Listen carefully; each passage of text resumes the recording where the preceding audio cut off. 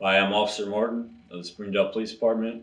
I have an important public service announcement to share with you. Suicide is not something that many of us can imagine. Our careers can sometimes change that, and over time, make the idea become more appealing. Having served in multiple combat deployments while in the military in Afghanistan, being wounded in combat myself, losing soldiers on the battlefield, having soldiers take their own lives, and having to live with the memories of war and what had to be done, I believe I can relate. Now serving as a law enforcement officer, additional incidents will continue to accrue. Such was the case when we lost Officer Kaya Grant on the night of March 21st, 2020. For me, attempting to save her life and having to deal with the hard reality of her death was the final straw. I couldn't speak directly to her father for over a year because I felt that I had somehow contributed to her death. I replayed the incident on a loop, looking for holes on what I did wrong, where I could have done better, and things that I could have done faster. Ultimately, I blamed myself for her death rather than the criminal who committed this horrendous act or the randomness that the world just sometimes throws our way. Over time, our feelings about these types of incidents are held deep within. These are my deepest, darkest secrets that I was trying to hide, ashamed of how they made me feel and what they made me see when I closed my eyes to go to sleep at night. How these intrusive thoughts crept in and intervened with my daily activities. Stress is normal. Negative feelings are normal, and experiencing critical incidents, such as mentioned, are inevitable in our chosen career fields. It is a given that we will all experience them in some shape or form. We can contain much of our feelings and put them away for later. This also may be fine to do to get you through your shift, and it may even be beneficial in helping you perform your required duties. However, if something is not done at some point to manage these feelings, our internal reservoirs will fill to the point where they can hold no more. What comes out after this is something that we can potentially avoid if we are willing to change our culture to where we're discussing mental struggles.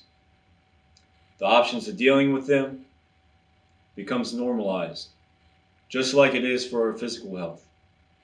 When a single event or multiple events over time are not handled appropriately, suicide may become a more appealing option. Statistically, it's an epidemic among veterans and first responders. It may be seamlessly our only way out, our last resort, a chance to make it all stop, a chance to wipe the slate clean, a chance to end our pain and suffering. Simply asking others, how can I help? Being there to listen, checking up on one another, offering easy to use resources and making them readily available, forming a peer support team, and hiring good people for your department is a great place to start.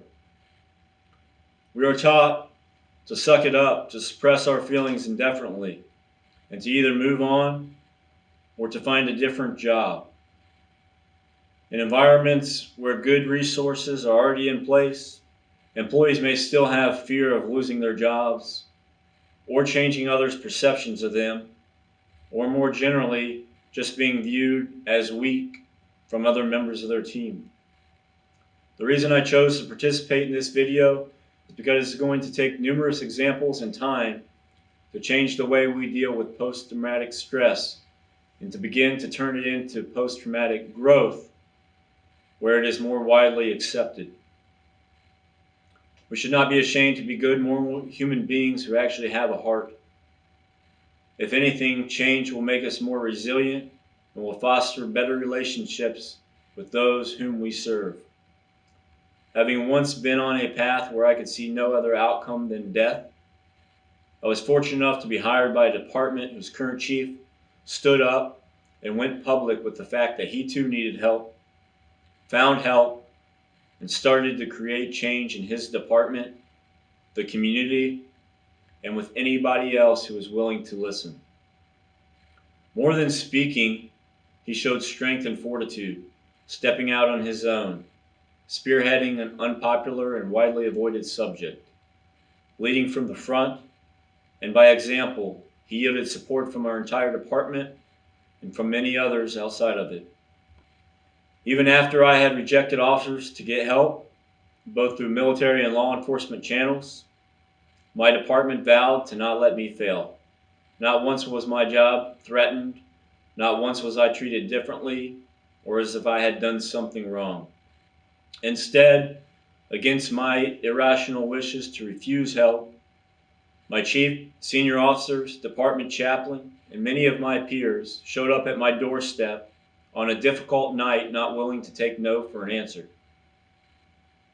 They saved my life that night, and I'm not ashamed to admit it.